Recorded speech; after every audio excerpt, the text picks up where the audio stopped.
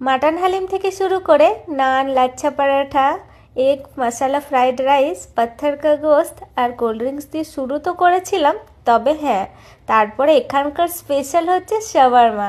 তো সেটা খেয়েছিলাম। আপনারা অবশ্যই এখানে এলে এইসব জিনিসগুলো ট্রাই করবেন, বিশেষ করে শাওয়ারমা। কোথায় এসেছিলাম সেটাও জানাবো। হায়দ্রাবাদে আছি, আর হায়দ্রাবাদি ফেমাস বিরিয়ানি না খেলে তো হবে না। তাই আমরা মেন কোর্সে রেখেছিলাম হায়দ্রাবাদি বিরিয়ানি।